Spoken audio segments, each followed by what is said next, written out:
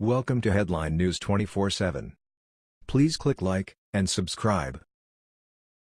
Fox News viewers fire back after Shep Smith's latest comments about President Trump.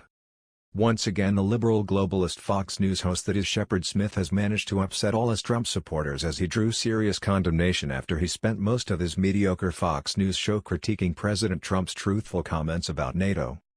Smith claimed that the truth about NATO is that every nation has made a pledge to spend 2% of their GDP by 2024 and that President Trump is being unfair by saying they don't pay their fair share. Trump made forcing NATO members to pay their fair share a major part of the campaign and of his talking points while overseas. He has stressed multiple times that he wants member states to contribute at least 2% of their GDP to the overall budget, and nations did pledge to do so by 2024. But why 2024? Here is more via Lynx Media. Shep Smith drew a strong reaction on Wednesday after a fiery critique of President Trump's visit to Brussels for the NATO summit. The truth is, every NATO country has paid its bills for NATO's shared budget. No country, not one, is delinquent, said Smith. About 4 years ago, NATO members agreed to beef up their militaries, to spend 2% of their country's gross domestic product for defense by 2024. Trump has made forcing NATO members to pay their fair share a major part of his agenda while overseas, wanting member states to contribute at least 2% of their GDP to the budget, which the countries pledged to do by 2024. Obviously that deadline is 6 years away and only a handful of those countries have reached that goal, Smith continued. In each of the last 4 years, the vast majority of European nations in the alliance have increased their defense spending as a percentage of GDP. The combined increase is more than $87 billion in defense spending. The trend is positive. Just as President Trump has been demanding. Smith is a consistent critic of the president, and often draws the ire of viewers with his segments that take aim at Trump's agenda. Here is more on NATO via history. In 1949, the prospect of further communist expansion prompted the United States and 11 other Western nations to form the North Atlantic Treaty Organization, NATO. The Soviet Union and its affiliated communist nations in Eastern Europe founded a rival alliance, the Warsaw Pact, in 1955. The alignment of nearly every European nation into one of the two opposing camps formalized the political division of the European continent that had taken place since World War II, 1939–45. This alignment provided the framework for the military standoff that continued throughout the Cold War, 1945–91. Conflict between the Western nations, including the United States, Great Britain, France and other countries, and the Communist Eastern Bloc, led by the Union of Soviet Socialist Republics or USSR, began almost as soon as the GS fell silent at the end of World War II, 1939–45. The USSR oversaw the installation of pro-Soviet governments in many of the areas it had taken from the Nazis during the war. In response, the US and its Western allies sought ways to prevent further expansion of communist influence on the European continent.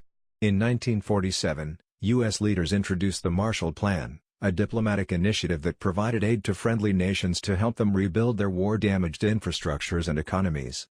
Events of the following year prompted American leaders to adopt a more militaristic stance toward the Soviets.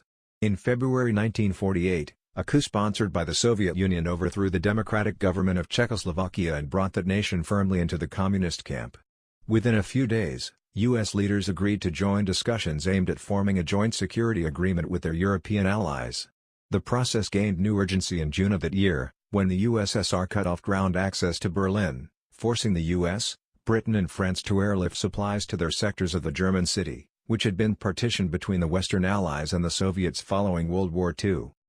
The discussions between the Western nations concluded on April 4, 1949, when the foreign ministers of 12 countries in North America and Western Europe gathered in Washington, D.C., to sign the North Atlantic Treaty. It was primarily a security pact, with Article 5 stating that a military attack against any of the signatories would be considered an attack against them all.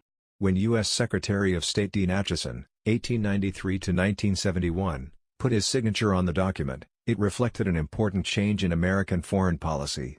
For the first time since the 1700s, the U.S. had formally tied its security to that of nations in Europe, the continent that had served as the flashpoint for both world wars. The original membership of the North Atlantic Treaty Organization, NATO, consisted of Belgium, Britain, Canada, Denmark, France, Iceland, Italy, Luxembourg, the Netherlands, Norway, Portugal and the United States. NATO formed the backbone of the West's military bulwark against the USSR and its allies for the next 40 years, with its membership growing larger over the course of the Cold War era. Greece and Turkey were admitted in 1952, the Federal Republic of Germany, West Germany, in 1955 and Spain in 1982. Unhappy with its role in the organization, France opted to withdraw from military participation in NATO in 1966 and did not return until 1995. Notice how so many of NATO nations have all the money they want to spend on bringing in Muslim immigrants but never seem to have enough money to pay their fair share when it comes to things the US can be forced to pay for? And the worst part is that till now we have done it without even as much as a complaint from past presidents who always claimed to be on our side but who now seem like they were working for foreign nationals all along. The truth of the matter is that only 5 nations pay 2%. And only the US pays almost 4%. Why? Why we, as a nation that's broke and under heavy debt, need to pay over twice what any other nation pays? What do we get out of this?